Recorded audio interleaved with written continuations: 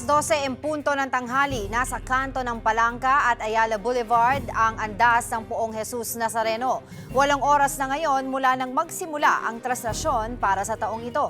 Bagong andas ang gamit na pinalilibutan pa raw ngayon ng mga pulis na nakabihis deboto. Higit na nga bang mas maayos at mas mabilis ang pista ngayong taon? Yan ang ating aalamin. Sa iba pa, sa ating One Balita, Pilipinas ngayong Biyernes. Ashfall sa ilang lugar sa Albay dahil sa patuloy na pag-aalboroto ng Bulkang Mayon. Department of Social Welfare and Development nagpaabot na ng tulong sa mga apektado. Trahedya sa Binaliw, landfill sa Cebu City, isa patay, higit 30 patuloy na pinaghahanap. Pero bakit nga ba bumigay ang landfill? Mamahaling mga sasakyan na pag-aari umano ni former Congressman Zaldico, hawak na ng PNP at ng Independent Commission for Infrastructure o ICI. At star-studded cast ng The Kingdom series nagkita-kita na kahapon. Kailan na kaya ipapalabas yan?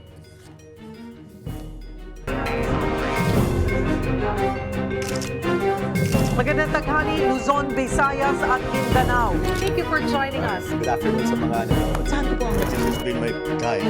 Ang buting utang, kumikita ang masamang utang. mga baitian ng mga balikan sa Visayas at Mindanao? Nagsanga ang mga paluwa sa kanilang mga probinsya. Hola! One Balita, Pilipinas!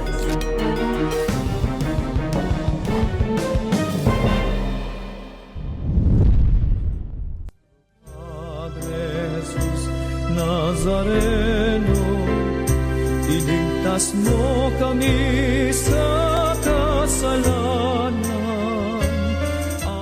Magandang tanghali, Luzon, Visayas at Mindanao.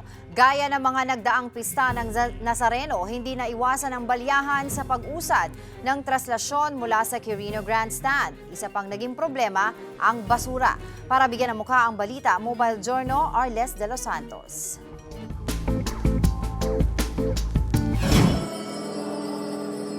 Pasado alas 6 kagabi, isinagawa ang pagpapanaog o pagbaba mula sa altar ng imahen ng Nuestra Señora del Carmen de San Sebastian sa Minor Basilica sa Quiapo. Layon daw nitong maipakita ang imahen sa mga debotong maagang nagtungo sa simbahan. Paghahanda rin ito sa tradisyonal na dungaw na sinimulan noon pang panahon ng Kastila, kung saan nagtatagpo ang mahal na ina at ang Poong Jesus Nazareno. Susundan ko lang ang kanyang sinabi. Bago tumulak ang traslasyon, siyempre, hindi nawala ang Misa Mayor. Paano nga ba tunay na bumaba? May nauna na sa ating bumaba. At ito'y walang iba kung hindi si Jesus Nazareno. Hindi siya napilitan lamang.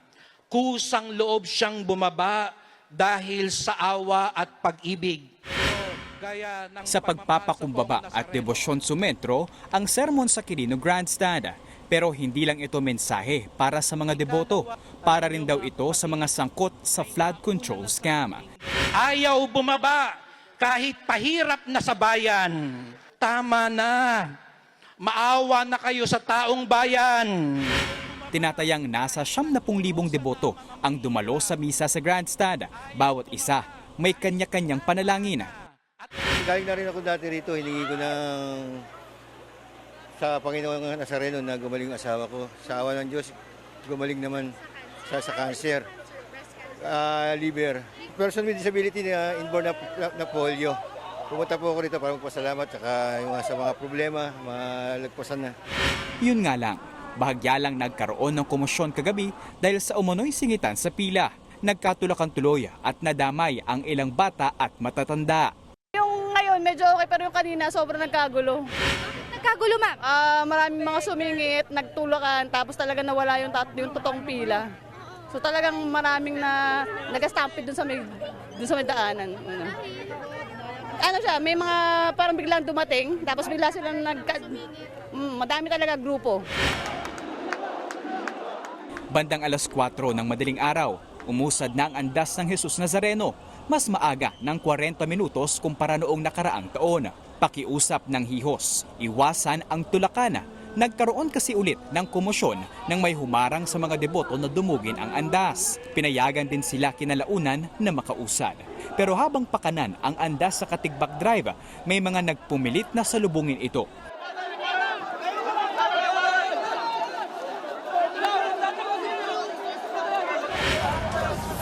Kasabay naman ng pag-alis sa grandstand, naiwan ang sangkaterbang mga basura. Karamihan ay mga bottled water, plastic cup at styro. Nagtulong-tulungan naman ang MMDA sa paglilinis. Pakiusap naman ng Manila Police District sa mga deboto, lalong-lalo na sa mga may karamdaman, huwag nang sumabay sa prosesyon. Kahit naman kasi malayo, pwedeng makiisa sa pamamanata at manalangin.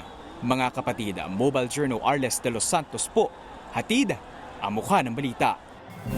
Mga kapatid, sa mga oras na ito, nasa P. Casal Street Corner, Carlos Palangka na ang andas. Hihingi po tayo ng update sa live na pagbabalita ni Mobile Journal Evan Tarinque na sumusunod po ngayon sa traslasyon. Evan, nasaan ka ngayon? Eksakto at kumusta dyan? Angela, nandito nga tayo sa may Quezon Bridge kung saan actually dungaw natin yung Carlos Palangka Street, no? Pag dinerecho mo to, itong baba nung bridge na to, Carlos Palangka Street na yan. At kanina pa natin actually nakikita yung ilang mga deboto na talagang nag-aantay na makita nga yung imahen ng Jesus Nazareno. Pero dito sa may taas ng Quezon Bridge, makikita rin natin na talagang marami rin yung mga kapatid natin na nag-aabang rin na gustong makita kahit papano yung imahen ng Jesus Nazareno. Pero so far, sa mga oras na ito, hindi pa siya ganun ka-visible dito sa aming kinakatayuan. Pero in a few moments, baka maya-maya, in 30 minutes or so, baka makita na namin dahil itong Carlos E. Palangka, medyo masikip yung daanan dito. Kaya naman baka mas bumagal yung pagdaloy o yung paggalaw ng andas dahil yun nga, may mga deboto kasing sumasalubong at meron ding mga deboto talaga na talagang gustong-gustong makalapit dito sa anda. Pero so far, no, ayun doon sa mga nakausap nating mga sumalang kaninang umaga, mas mabilis daw ngayon. Pero so far, nagbago yung ihip ng hangin dahil medyo bumagal. Kung ikukumpara natin last year, yung mga ganitong oras, no, nandito na yan sa may Carlos Palangka, paliko na yan sa Arlegui. Pero so far ngayon, kabababa pa lang niya ng Ayala Bridge. Angela? Evan, meron ka bang impormasyon tungkol dun sa ulat na nasawi?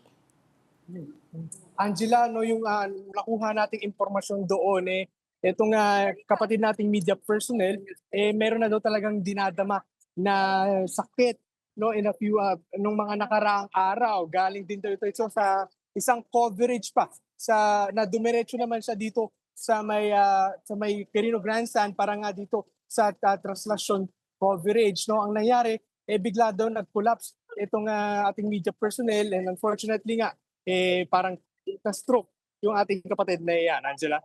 Okay, Evan, base sa galaw ng traslasyon ngayon, mas maaga silang umalis, alas 4, kumpara nung nakaraang taon na 4:41. Maaabot ba yung goal na sinasabi na 12 hours ang magiging prosesyon ng traslasyon? Angela, pang 8 hours na, no, nasa 8 oras nang bumabiyahe ngayon or gumagalaw yung anda sa mga oras na to. Pero so far, ilang kilometro pa lang yung nailalayo neto, no, dahil usually nga kung ikukumpara nga natin last year, mga bantang gantong oras nakalagpas ngayon sa may Carlos E. Palangka at paliko na yan sa may Arlegui. So ngayon talagang medyo mas bumagal siya, lalo na sa may Finance Road, no, nasaktuhan kasi natin kanina talaga. Nakita natin yung pag-atras abante nung anda habang nandoon siya sa may Finance Road. Kaya naman doon pa lang bumagal na yung paggalaw nito dahil nga yung ilang mga deboto talagang sinasalubong at talagang gustong makalapit at makahawakan niya itong anda ng Jesus Nazareno. Angela? Evan, bukod dun sa napaulat na nasawi, nakasamahan natin sa media, ay meron pa ba tayong mga naitala dyan na mga untoward incidents habang nangyayari ang traslasyon?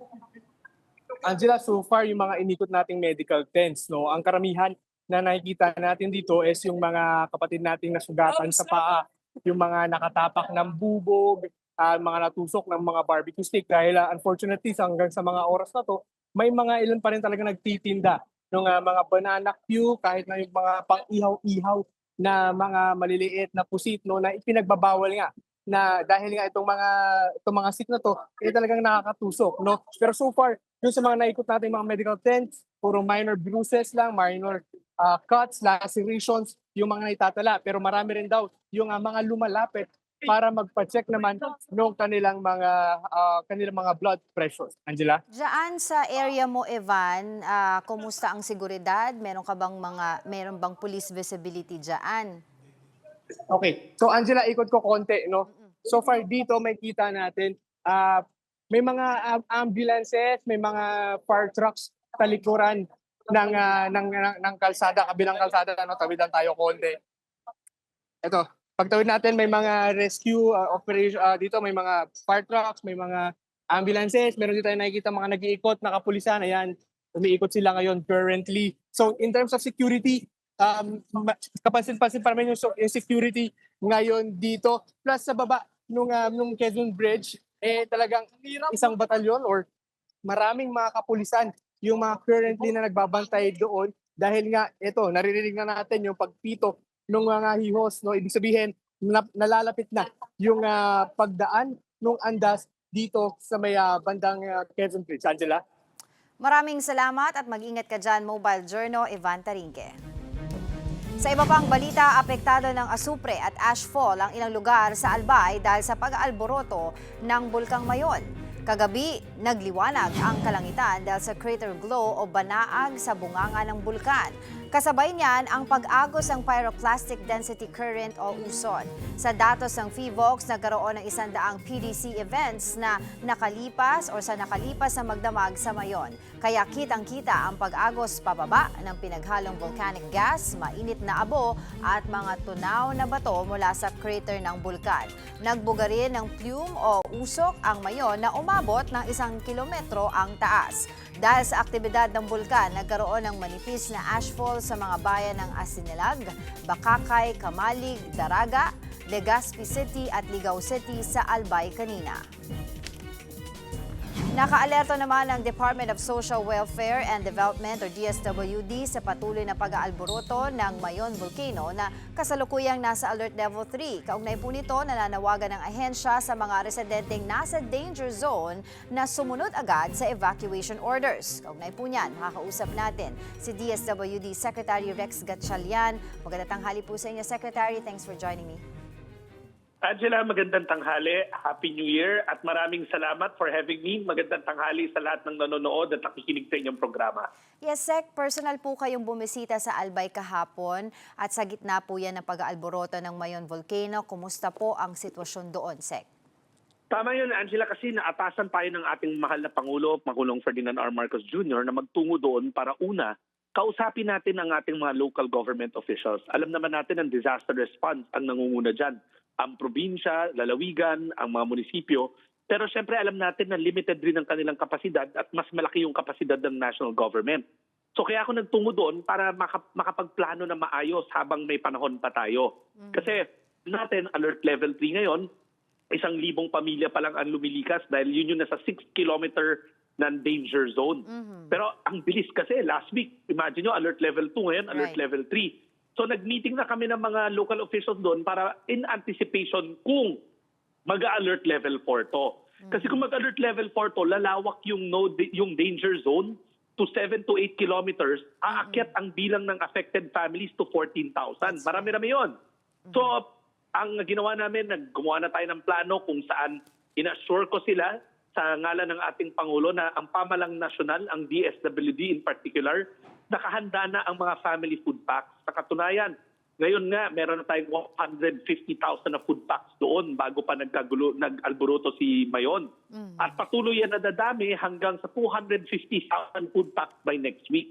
Ang naging sistema namin ng provincial government at ang mga LGU, every 15 days, DSWD ang magsasagot sa pagkain. And then another 15 days in local government naman, then kami ulit after 15 days. Para kahit na tumagal pa to, kasi noong 2023, tumagal ng 6 na buwan to, ay masusustain natin. Hindi yung sa unang bugso meron, then sa gitna mawawala. We came up with a sustaining plan para kung mag-escalate to at dumami pa ang magiging affected, ready tayo. Angela, bukod sa pagkain, ang napag-usapan din namin kahapon yung cash for work. Yes. Kasi alam naman natin na mga magsasaka to at apektado ang kanilang hanap buhay kahit na 1,000 na pa lang ang affected. That's still 1,000 head of households na nawala ng hanap buhay. So magka-cash for work tayo kung saan tutulong sila sa disaster response pero makakatanggap naman sila ng minimum wage para napapalitan natin yung livelihood nila na nawawala. Secretary, kasi there are reports po that are saying na meron pong mga ibang evacuation center na super sikip na. I was wondering kung you were able to see this situation as well nung kayo po ay bumisita. Angela, kasi you have to remember, ang disaster response, like I said, is led by the local government units. At sila nagpapatakbo ng evacuation centers, tayo support tayo. Yes. Umikot kami sa 4 na evacuation center kahapon at hindi yun ang nakita ko. Maayos ang kanilang pagpapatakbo at maaari nung unang araw siguro, nung sabay-sabay na dumating as expected. Pero kahapon na-normalize na nila. Sa katunayan nga, sabi ko nga yung mga taga-Albay, sanay na sanay sa gagawin, pati yung mga local government nila. Kasi living beside Mayon, talagang nangyayari to. So yung plano nila, napaka-systematic. Pumunta pa nga ako kahapon sa 2 evacuation centers kasama ni Congresswoman Lagman at ni Governor Rosal. Yung kanila hindi na school, permanent evacuation center na. Kung saan may toilet, may kitchen, may gender-sensitive rooms, may lactating rooms, may child-friendly rooms. So yung at least yung mga nakita kong evacuation center kahapon, and I believe this is happening across the province, maayos naman. Sa katunayan, napaka-hands-on ni Governor Rosal at ng mga kongresista doon, ni Congressman Caloy, Congressman Lagman, Congressman Salceda, at ng mga mayor. Talaga nakatutok sila. And kabisado nila Over the years na nangyayari to, they learn from their experience, kaya napaka-organized ng kanilang effort. Kami talaga, ang role nga namin is to provide technical assistance and at the same time augment and support their logistical requirements. Pero yung day-to-day, they seem to have it under control. Yes. Well, it's good to know ganun po yung sitwasyon po natin doon sa Albay, Secretary. Andiyan baka yung napaulat nung unang araw, siyempre sabay-sabay na hinahakot ng 1,000. Pagbaba mo talaga doon, iaayusin pa yon. Pero yesterday sa 4 at least, just to be clear about it, I went to 4 evacuation centers. Maayos sila. And in fact, pag alis ko, si Governor Rosal nag-ikot pa ulit kasi he's making sure nga na hindi overcrowded yung mga evac centers. Well, I've been talking to Governor Rosal din po for updates at kanina nabanggit nga po na may mga plano po, long-term plans po para po sa mga kababayan natin sa Albay regarding po yung proper permanent resettlement sa kanila. I was wondering kung meron pong maitutulong ang DSWD in transition po para po sa mga kababayan natin na nag-aantay po ng kanilang resettlement mula po sa mga danger zones. Yes, po. Actually, nasa DSUD na yan. Wala na sa amin yung housing component. Pero alam ko kahapon, pag-ikot ko, nakasalubong ko na yung mga NHA personnel ni Secretary Aliling, nag-i-inventory sila. Kasi nga, from my understanding, baka kailan si Secretary Aliling ang makausap nyo, ready daw yung lupa na ng mga LGU. Yes. So I think NHA is mobilizing naman to build the long-term solution para yung 1,000 na nandun sa 6 kilometer, hindi na natin problemahin. Ay, Secretary, meron daw pong panawagan ng DSWD for volunteers para po makatulong sa kami repacking? Naman, kahit na automated yung repacking center natin sa Pasay, automated yon. Nagbukas pa kami ng panibagong mga linya na manual para marami tayong nare-repack para at least from 18,000 a day na family food packs, we can do 25,000. So ang address ng aming repacking center ay nasa Facebook account ng DSWD, pati yung sketch. Kung gusto nyo, may libre kayong oras. What a good way to start the year. Oras lang ang hinihingi namin. Tulungan nyo kami mag-repack. Kasi yung machinery natin nasa isang warehouse yun, pero nagbukas kami ng mga bagong repacking lines na manual para marami lang kami. Kasi sabi ko nga, hindi naman tayo naghahanda pag may sakuna na. Every day, nagsa-stockpile tayo. So gusto namin, at the start of the year, mapalobo natin yung stockpile. Right now, we're at 2.5 million family food packs across the country. Ang goal natin dyan, ang goal namin, self-imposed goal, by February, dapat nasa 4 million na yan nationwide. Okay, that's good to know po, Sec. And of course, aside po sa mga makakain ng ating mga kababayan sa mga evacuation center, we're also monitoring yung kanilang health. Was wondering kung meron din po kayong maibibigay na tulong pagdating naman po sa medical Or sa Actually, DOH na po ang inyong coordination? Angela, konti na lang magiging super agency na ako sa mga tanong mo. Housing, health, but yeah, I'm sure si Secretary Herbosa can speak for the DOH. But That's true. one thing I can tell you, kung nakasalubong ko yung mga NHA personnel kahapon ni Secretary Aliling, nakita ko rin yung mga health personnel ng DOH nag-iikot sa mga evacuation center, dala-dala yung mga supplies. I believe part ng supplies are masks, face masks. Parang natanaw ko kasi alam naman natin na itong mga emissions can be hazardous to the victim's health. So, nandun na sila. Personally, natanaw ko, nakita ko, and I can tell you that the whole of government, not just DSWD, I may not speak for DSUD or DOH or DepEd, but I saw all their personnel in the thick of things. Kahit na tanungin niyo pa si Governor Rosal, alam ko nakakausap niya yung mga iba't ibang regional directors, pati na rin yung sa Office of the Civil Defense. Kasi nga, this is something that the President has instructed all of us na hindi kaya ng isang departamento kundi whole of government ang approach natin sa pagtulong sa mayon. Actually, nababanggit naman po niya yung, yung full support all the time po ng DSWD. And of course, tanong na lang din po natin, Secretary, kung paano po natin napaprioritize per evacuation center pagbibigay po ng ayuda po para sa kanila. Lahat sila na nandun. Angela, basta nandun ka sa talaan ng 1,000 families, everybody gets assistance. Walang pinipili, hindi walang uunahin, lahat sila meron. Sa katunayan, Angela, yung food packs natin, nabigay na natin yung first 15 days na sa mga local government unit na for their use. Kasi sabi ko nga, every 15 days ang relay natin. Okay, wala naman po tayong problema sa pagdala po ng mga family packs po natin from Manila kasi going na yung to goods natin Albay. Bago pa nag-Alboruto si Mayon, nandun na tayo. Kasi ang instruction ng ating Pangulo, make sure na pre-positioned na. So, we had 155 or 150,000 family food packs even before Mayon's unrest. Another 100,000 en route should be there by Wednesday. Well, it's good to know po na talagang handang-handa po ang DSWD po para po tumulong sa ating mga kababayan sa Albay. With that, maraming salamat po sa inyong update sa amin, Secretary. Patuloy po kaming makikipag-ugnayan sa inyo regarding this. DSWD Secretary Rex Gatchalian. At sa mga oras po na ito, nasa Palangka Street pa rin ang andas.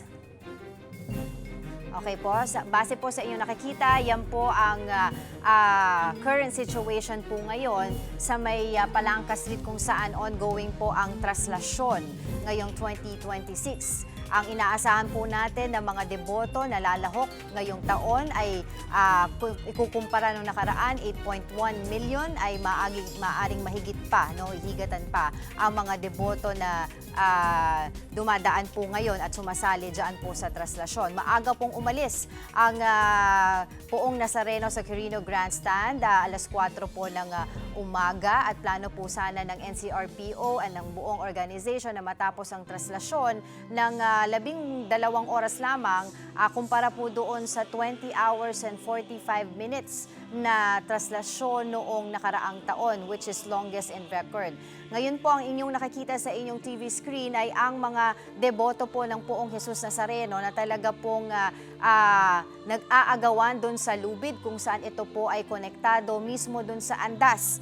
Ngayon po, speaking of andas, ang andas po ay ito na po ang pangatlong taon na gumamit po ng glass carriage o lagayan ang pamunuan ng Minor Basilica and Jesus of Nazarene para nga po mas maganda at mas maayos ang lakad po ng Poong Jesus Nazareno. Ngayon po, ang andas na po niyan ay meron pong steering wheel at brake kung sakasakali po na habang ito po ay ginagalaw sa crowd ay maayos po at hindi po matutumba. At isa rin po sa mga ginawa na bago dito sa andas ay sinasabi na hindi po maaari talagang makasampa yung ating mga deboto. Pero base po sa ating mga videos earlier, nakita po natin na sumusubok pa rin po yung ating mga deboto na makasampa doon sa andas. As we speak, yan po nakikita ninyo sa inyong TV screen ay ang ongoing traslasyon 2026. Ang ating andas po ay nasa Palangka Street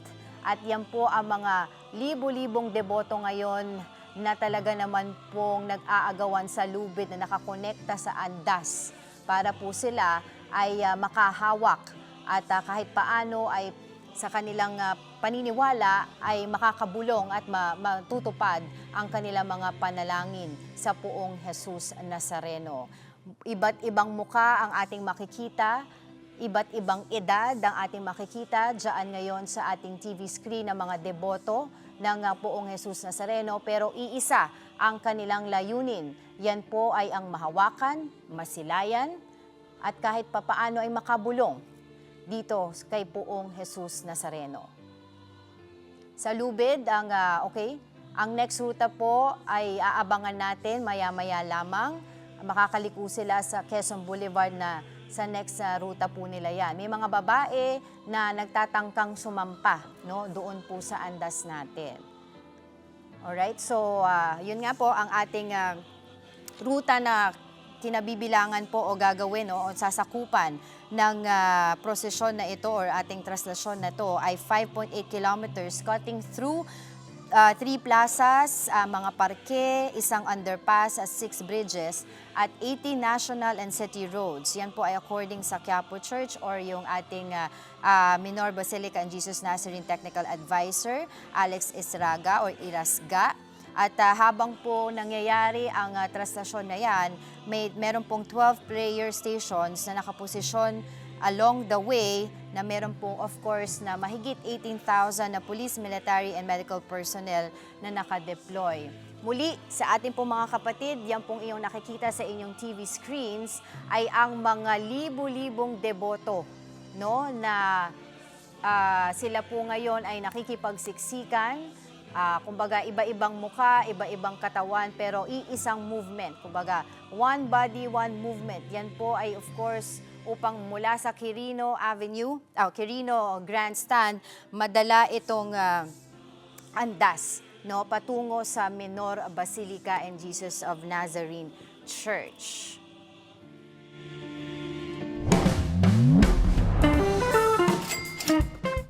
Kapag usapang pero, sino dapat na maging lodi mo? Yung may bagong kotse, may bagong iPhone, o may bagong iPhone? Pag-usapan natin to.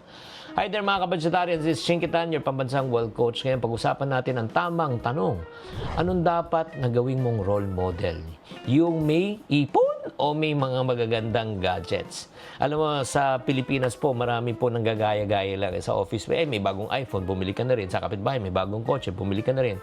Di ba? Sa totoo lang, alam mo, ang tunay na talagang matatalino at mga kaiponaryo, mga taong marunong umayaw sa lifestyle inflation. Ito yung tipo na kahit na tumaas ang kanilang sweldo, hindi tumataas ang kanilang lifestyle, tumataas po kanilang pag-iipon at pag-i-invest. Di ba? Same expenses, tumataas naman yung kanilang savings at tumataas ang kanilang investment. So that's number 1. Number 2, ay nako, yung mga taong talagang matitilino na kaiponaryo, may mga emergency funds. Hindi sila nababahala pag bigla na lang may emergency kasi meron silang 3 to 6 month savings. Meron silang peace of mind. Hindi sila nangungutang kapag may crisis. At pangatlo naman, yung mga kaiponaryo na talagang matatalino, yung mga kababayan nating OFW na may exit plan, hindi pang forever ang abroad. Meron silang timeline, meron silang ipon, meron silang investment, meron silang business plan for retirement. Hindi lang pinapadala lahat ang kanilang kinikita. At pang-apat, kung ikaw naman ay freelancer na iponaryo, nako, pag ikaw ay sweldo, dinidivide mo na talaga, di ba? Agad-agad, may pang-tax, may pang-business expense, di ba? Para wala kang bahala. At para sa mga mag-asawa na nagbabudget together, alam mo kagandahan ng mga iponaryo? Number 1, meron silang tinatawag na joint money goals. Meron silang money finance meeting. Tapos nag-uusap sila pagtungkol sa pera, hindi nila nililihim sa isa't isa. At ang mga tunay na kaiponaryo talaga, yung mga tahimik pero may mga investment. Hindi nagyayabang, hindi nagfe-flex. Pero meron niyang stocks, meron niyang insurance, meron niyang paupahan, meron niyang real estate, papetiks-petiks na lang. Kaya mga kapatid, tularan po natin yung mga taong disiplinado, hindi lang nagfe-flex.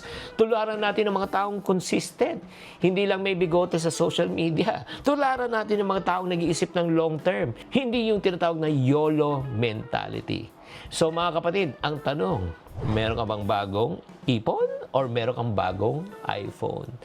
Sana naliwanagan kayo, tatandaan, tamang karunungan, tamang disiplina ang susi sa pagyaman. Susunod, higit 20 pa ang hinahanap sa gumuhong landfill sa Cebu City. Ang update mula mismo sa Cebu City, LGU, maya-maya lamang. Yan at iba pa sa pagbabalik ng One Balita, Pilipinas.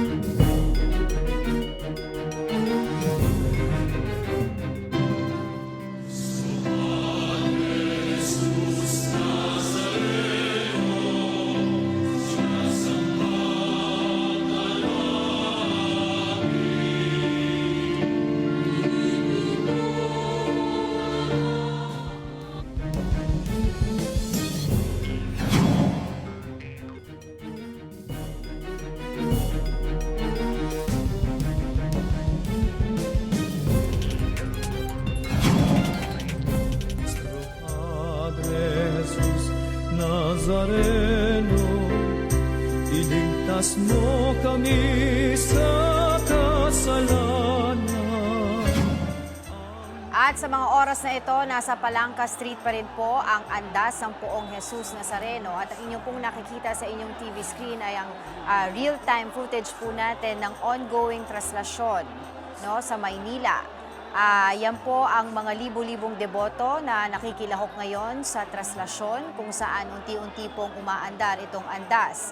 Ang sabi po ng pamunuan ng Minor Basilica and the National Shrine of Jesus of Nazarene, ang kanilang andas ngayon ay hindi na supposedly maaakyatan ng mga deboto. Ito po ay nakapalibot ng mga ihos pulis, pero ang ating mga deboto ay hindi pa rin po mapigilan ang kanilang mga sarili na sumampa dito sa andas. Kasalukuyan po yan ginagawa ng mga deboto. Ang ilan sa mga ito ay may mga dalang pamunas or tuwalya na ipinupunas diyan sa andas kung nasaan nakasakay ang Jesus or ang Poong Jesus Nazareno.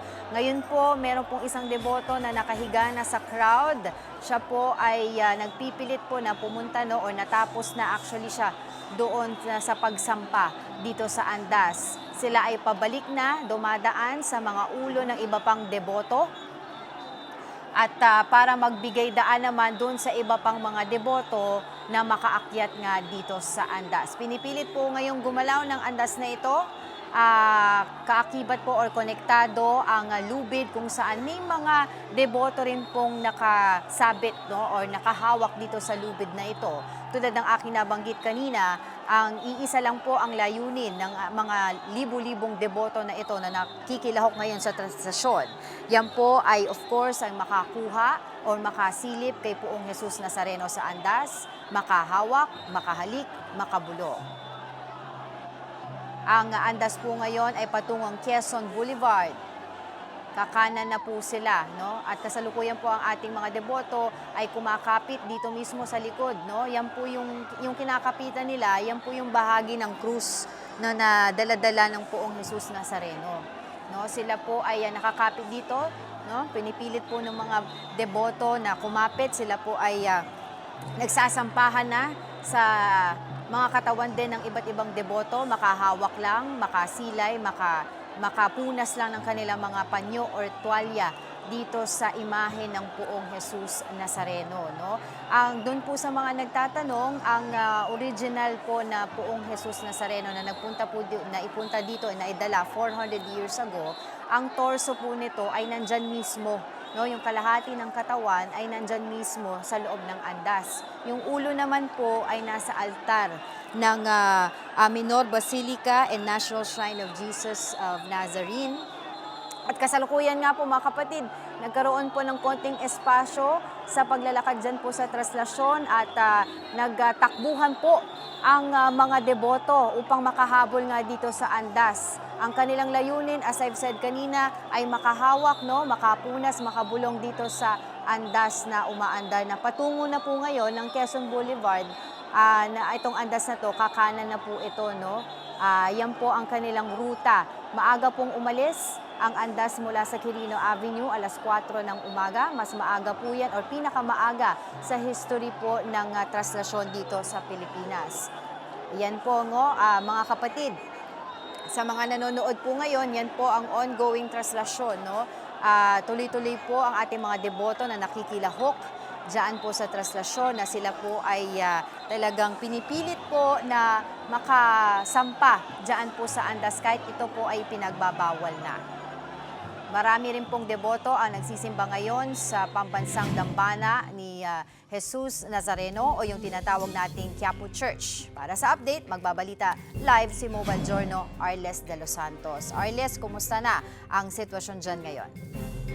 Angela, alam mo, pabago-bago ang panahon dito. May mga pagkakataon na makulimlim, medyo makulimlim at minsan naman ay talagang tirik na tirik ang araw. Pero isang bagay daw ang hindi magbabago kundi ayan ang pananampalataya at panata ng mga kapatid nating deboto ng Jesus Nazareno dito mismo sa Quiapo Church kung nasaan tayo. Mula kaninang umaga at actually kahit kanina pang alas 12 at kagabi pa, Angela, ay nagpapatuloy ang hourly masses dito. Ngayon ay patuloy pa din ang misa kung saan pumapasok muli ang bagong batch ng mga deboto at iba-iba ang lecture sa mga misa ng mga pare dito. Pero pinapaalalahanan ang mga kapatid nating debotong Katoliko at dito deboto ng mga ng Nazareno na panatilihin ang kapayapaan at kapanatagan sa kanilang mga puso at ang magandang relasyon sa kanilang mga kapwa. Pero tinanong natin, Angela, yung ilan sa ating mga kapatid na nandito, no? May mga kagabi pa lamang alas 9 ay nandito na, naglatag ng kanilang mga karton at kanilang mga higaan dahil naghihintay sila na makadungaw nga o makalapit doon sa andas dahil nga raw sa kanilang mga dasal, no? May iba't iba, halo-halo. May mga nais gawin ito hanggang sila ay nabubuhay. May ilan naman na simple lamang daw ang hiling. Ang kapanatagan para sa kanilang kalooban, ang maayos na kinabukasan sa kanilang mga kamag-anak, lalo sa mga kapatid, mga anak at mga magulang. Gayon din ang kalusugan at syempre yung hinaharap ng mga ito. Kaya naman kanina hanggang ngayon, talagang halo-halo ang mga kapatid natin na nandito. May mga bata, matanda, lalaki at babae, talagang mga nakapaa at iyan ay kanila daw sana hoping na magawa nila hanggang sa mga susunod pang taon. Angela, bigyan lang kita ng quick tour dito. Ngayon, nandito yung bagong batch ng mga dadalo ng misa ng mga kapatid nating deboto ng Nazareno. They're hoping daw na mas maaga yung maging dating ng andas dito o yung traslasyon, but they're willing to wait kahit ilang minuto pa daw yan o kahit ilang oras pa kasi yung nababanggit natin kanina na Quezon Boulevard, nandun lamang yon sa unahang bahagi nito. Ikot natin yung camera, Angela. Nandun lamang yun sa unahang bahagi nito. Yan yung kantong yan, may pataas dyan. Yan ang Quezon Boulevard at nandyan yung Palangka Street. At kapag diniretso, dito sa pagitan ng dalawang gusali na yan, papasok yung andas and then papasok dyan. Medyo masisikip yung mga eskinita dyan, no? Kaya naman inaasahan na magiging matagal yung paglabas ng andas dyan. Susubukan natin makapanayam yung ilan sa ating mga kapatid dito na mga deboto ng Nazareno. Kuya, excuse me po, pwede po kayo ma-interview? Tatanong lang po kung gaano na po kayo katagal na deboto ng Nazareno. Almost 3 years na ako nagano dito. Pero yung mga kasama ko ay almost 2001 pa. Tatagal na rin. Ano po yung idinadasal ninyo tuwing pagwadating po yung traslasyon 2026? Siyempre po, ang kapayapaan ng bawat isa ng Pilipino. Kung tayo umilek pare-pareho. Ngayon po, inaasahan niyo po ba mas maagang matatapos o mas mahaba-haba ng konti at hanggang anong oras kayo willing maghintay? Sa palagay ko po ngayon maaga dahil napag-aralan maigi ang dadaanan ng mga kanto. Okay, may mga dala po ba kayong pagkain, baon? Meron naman po. Saan pa po ba kayo nauwi at nanggaling? From Binyan, Laguna pa po kami. Okay. Ano oras po kayo lumuwas? Umalis po kami doon ng tintep ng Pagalaran. Tapos hanggang makadating yung andas dito sa Quiapo, tsaka kayo babalik. Okay. Maraming salamat po. Angela, ilan lamang sila sa mga kapatid natin ngayon na nandito sa Quiapo Church at nagsisimba. Pero bukod sa mga deboto, Angela, may mga kumakaway dito. Ulit! Mga halo-halo, mga bata. Ang maganda dito, Angela, nakikita na rin natin na yung tradisyon at pamamanata napapasa na rin sa mga kabataan. Meron dito mga senior high school, first year college student at mga mas bata pa na nakapaan na at namamanata na at they're hoping na may pamana nga mula sa kanilang mga magulang yung tradisyon na ito. Angela, dito din, diretso na natin, nakaantabay din yung mga otoridad natin Ito, meron ditong fire truck, and then dito sa unahan lamang, meron naman diyang tent kung saan nandun yung mga first aid responders natin. Nakakita tayo dito, Angela, kanina ng ilang mga sitwasyon na kung saan nga yung mga kapatid natin may emergency. Binuhat sila sa mga wheelchair o kaya binuhat sila sa mga stretcher. Mabilis naman silang natugunan at kapag narinig na yung pito, talagang nagbubukas, nagkakaroon ng daanan para nga mabigyang halaga yung kinakailangang tulong ng mga kapatid nating may emergency. Angela. Arles, meron ka pa bang ibang detalye tungkol dito sa napaulat na nasawi? Angela, ang huling balita ito daw ay isang photojournalist at nanggaling daw ito sa kanyang duty from DOJ and then diretso to Quirino Grandstand and then yung umikot na yung translasyon, ayun, doon daw nag-collapse and at least confirmed na yan ng ating kapulisan ng MPD Station 5. Kaya naman dito nananatili yung paalala sa mga kapatid nating deboto. Yung mga gamit nila, isa lamang yon. Kapag ka nagbabasbas yung mga pari dito at yung iba pa nating mga kasama dito sa timbahan, sabi ng mga hiyos dito at ng mga pulis, isang kamay lamang daw yung itaas para yung other hand ay nakahawak sa kanilang mga gamit. Then yung pag-inom ng tubig at paalala na paulit-ulit kung may nararamdaman na flu-like symptoms, wag nang dumiretso, wag nang ipilit ang katawan dahil talagang balyahan kung balyahan ang inaasahan lalo na kung lumapit na ang andas dito sa Quiapo Church. Angela. May reported bang mga nawawala naman ngayong oras na ito? Wala pa naman so far, Angela, na ganyan na nare-report dito. At kung magkaroon man sakali, meron tayong mga pulisyan na nakaantabay dito sa paligid. Kagaya dito, may pulisya dito sa bahagi na to at doon nakakalat sila at may mga megaphone na pinapaalalahanan na bantayan ang kanilang mga anak, hindi lamang ang kanilang mga gamit. And of course, Arles, gusto rin natin malaman ano ba yung susunod na mangyayari pagdating ng andas dyan sa Quiapo. Magkakaroon muli ng misa, Angela. Yun yung medyo siguro mas gabi na kung ma-reach man nila yung after 15 hours or 12 hours na goal nila doon sa loob ng simbahan. Alright, sige. Maraming salamat sa iyong oras at mag-iingat kayo dyan. Mobile Journal, Arles de los Santos. Sa iba pang balita, isa ang patay at higit 30 pa ang nawawala sa landslide sa Cebu City Landfill. Kasama kasing natabunan ang waste facility roon. Magbabalita si Jana Roa. Napahagulgol sa iyak si Micaela habang tinitingnan ang gumuhong mga basura sa isang landfill sa Binaliw, Cebu City. Kasama kasi sa natabunan ang waste facility kung nasaan ang kanyang ina. Mama ba? Buhi lang unta. Kabilang din sa natrap ang kapatid at mga kapitbahay ni Heidi. Around 4:15 siguro may narinig na kami na malakas na impact. Akala namin lang yung sasakyan or yung pagpunta namin dito is na siya, yung basura na talaga yung bumigay. Yung kapatid ko po, panganay po namin, yung mga pinsan po namin, mga kapitbahay. Sana lang po is okay lang po yung natrap sa loob at sana din pray lang po natin na buhay sila lahat. Matagal na namin tong inano sa DNR, sa mga LGUs po. Kaso lang po, wala po talagang action. Alas 4 ng hapon kahapon nang gumuho ang gabundok ng mga basura. Isa ang agad na kumpirmang nasawi na kinilalang si Gia Librando, 22 anyos, na supervisor ng Primary Solutions. Isa naman sa nakaligtas si Rita na hindi raw makapaniwala sa nangyari. Ako kasabot, nilingkod ko kami sa karsada, pagsikog si Agit. Pagtungo ko nga ako, mamatay na ko. Ang akong mga ka-overseat na madira sa sunod. Bumisita na sa lugar sa Cebu City Mayor Nestor Archival. Anya, posibleng noong bagyong Tino ay napasukan ng tubig ang gabundok na basura, kaya ito lumambot at gumuho. Magsasagawa ng investigasyon ng LGU at tiniyak na papanagutin kung may nakitang kapabayaan ang pamunuan ng pasilidad. Kapatid, para sa 1PH, Janarua, News 5, Visayas! Samantala, kinumpiska ng mga otoridad ang ilang mamamahaling sasakyan na pag-aari umano ni Zaldico. Natagpuan ang 8 luxury vehicles sa parking lot ng isang kondo. Ayon sa PNP Highway Patrol Group, pag-aari raw ng kumpanya ni Ko ang mga sasakyan na subject din ng search warrant matapos madiskubre ng customs na may problema ito sa mga import permit. Siyam na luxury vehicle ang target sana sa search warrant pero tila may nagtimbre kaya naitakas daw ang isa. Suma total, aabot sa 145 million pesos ang halaga ng 8 sasakyan.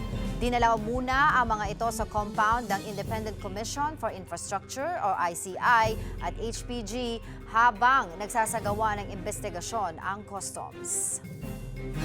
Patay sa pananaga ang isang lalaki na papasok lang sana sa trabaho sa Kidapawan City kahapon. Para bigyan ng mukha ang balita, Mobile Journal, Kayla Makatan.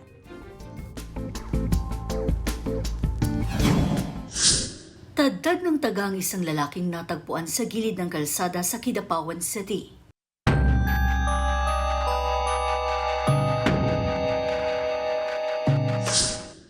January 8, bandang alas 4:30 ng madaling araw, napansin ng isang residente ang nakahandusay na lalaki sa may puno ng saging sa Barangay Sudap. Sa di kalayuan, may motorsiklo. Itinawag ito ng nakakita sa Kidapawan City Police sa pag-aakalang nagkaroon ng vehicular accident.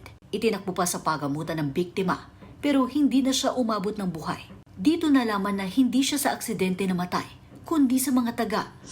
Wala silang na-recover na ginamit doon sa pag-hack pero base doon sa investigation nila na nagkaroon siya ng mga 8 na sugat. Merong putol yung kamay niya tapos yung hita niya sa ulo niya at buong katawan ay may mga sugat.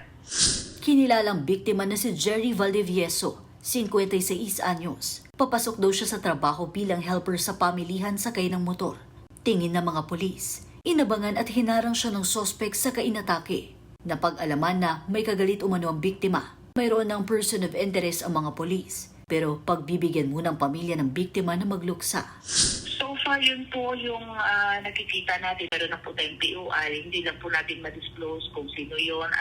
We call on everyone to remain vigilant. And of course, kailangan din po namin ng kooperasyon. Mga kapatid, Mobile Journal, Kayla Makantan, hatid ang mukha ng balita. Nagluluksa naman ang mga guro at mag-aaral ng Pedro Diaz High School sa Muntinlupa City matapos pumanaw ang isa sa kanilang guro.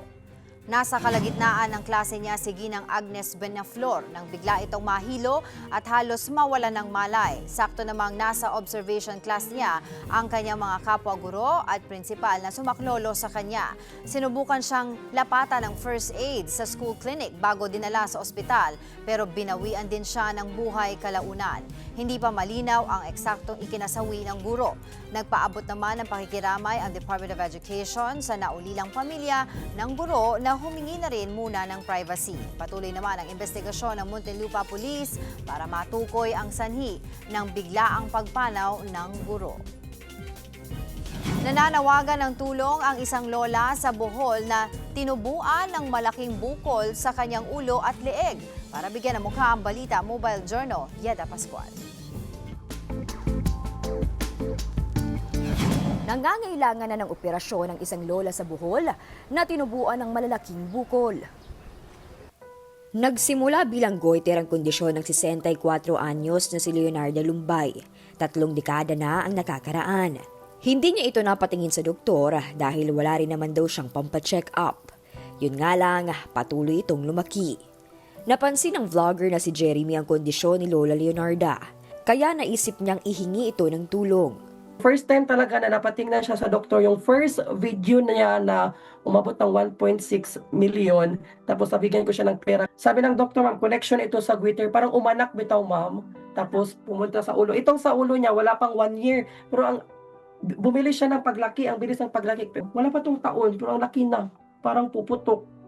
Sa tulong nito, nakakalap sila ng 80,000 pesos na ginamit para makapunta si Lola sa Cebu kasama ang mister. Sa loob ng 2 buwan, naisagawa ang lahat ng kailangang lab test. Ang sabi ng doktor, ma'am, dapat talaga mauna ito nasa liig niya dahil ito po ang the root cause. Tapos ito ang susunod. Pupunta kami ng Cebu ngayong January 12. Sasamahan ko siya, ma'am, kunin ang result ng biopsy. Pero ang bottom line, ma'am, hihintayin talaga yung final results bago malaman talaga totally kung ano. Ngayon, ang operasyon naman ang kailangan nilang tustusan. Kaya nananawagan si Lola Leonarda ng tulong. Gusto kong magpa-opera, pero uwa na nga kung giduda ang sakit. Magpasalamat ko ka na mutabang. Ang katong nanabang, magpasalamat ko dako. Mga kapatid, ako po si Mobile Jornoyeda Pascual. Hatid ang muka ng balita. Susunod, bagong kapatid serye na The Kingdom. Magkabilang mundo, pangmalakasan ang cast. Yan at iba pa sa pagbabalik ng One Balita, Pilipinas.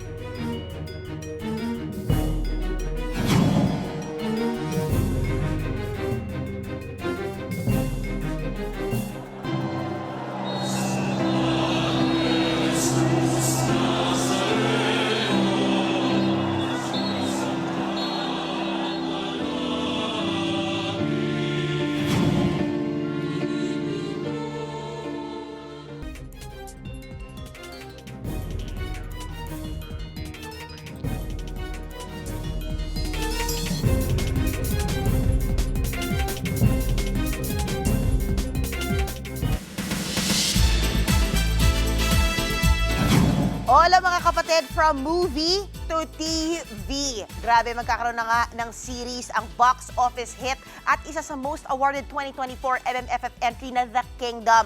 Mga kapatid, magbabalik dito ang award-winning cast at mas palalawakin pa nila ang mundo ng kaharian ng kalayaan. Narito po ang report. Nagbago ng lahat. Nakuha ko ng kabayarang hanap ko. Ang isa sa most awarded at box office hits ng 50th Metro Manila Film Festival, mapapanood na sa telebisyon. Yan ang dapat sa isang lakambing.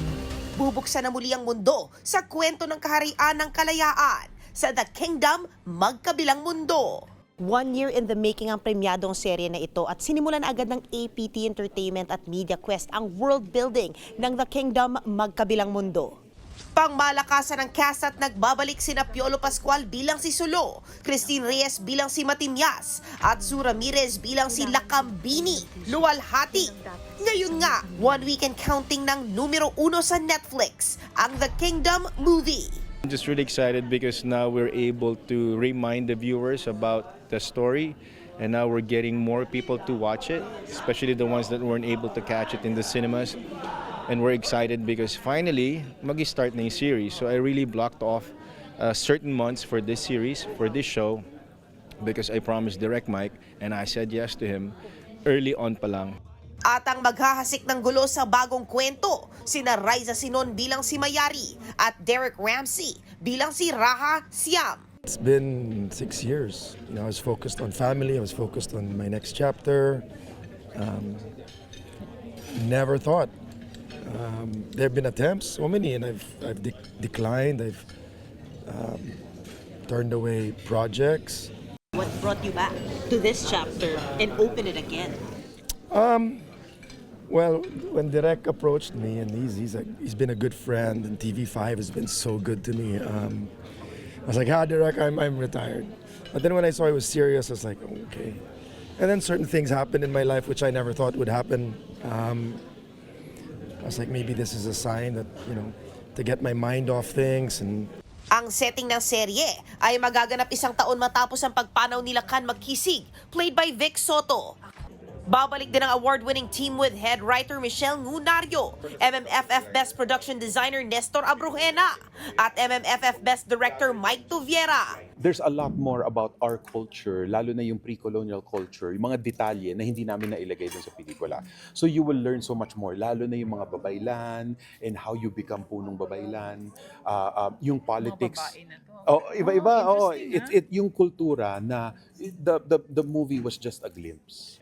Kasama pa rin sa cast na Ruby Ruiz bilang si Silay, Attorney Nico Antonio bilang si Tarek, Bombi Plata bilang si Uma Locohan, Art Acuña bilang General Carpio, at M-Quest artist Zion Cruz bilang si Felipe. Abangan ang The Kingdom, Magkabilang Mundo, ngayong summer. Exciting! Anyway mga kapatid, yan muna ang latest sa showbiz. Balik sa'yo, Angela. Thank you, MJ. At mga kapatid, at sa mga oras po ngayon, ang andas ay nasa Palangka Street pa rin. Okay, so bandang kalahati na po yan, pakanan po sila patungong Quezon Boulevard. Patuloy po kami magbabantay sa mga pangyayari sa trastasyon dito po sa 1PH, 1 News at News 5. Kasalukuyan po na nandiyan pa rin po ang andas sa Palangka Street at libo-libong deboto pa rin ang sumusubok na makasampa sa andas, kung nasaan po si Poong Jesus Nazareno kahit po bawal, yan po ang kanilang ginagawa po ngayon. May mga tumatakbo po papunta doon upang makahawak, makasilip at makapunas ang kanilang mga daladalang tuwalya dito sa Poong Jesus Nazareno. Yan po ang mga bumabanderang balita at public service sa inyong tunay na kasalo sa tanghali. Sa ngalan po ni Cheryl Cosim, ako si Angela Lagunsad Castro. Kami ang inyong kapatid sa public service. 1PH, teleserbisyo para sa Pilipino.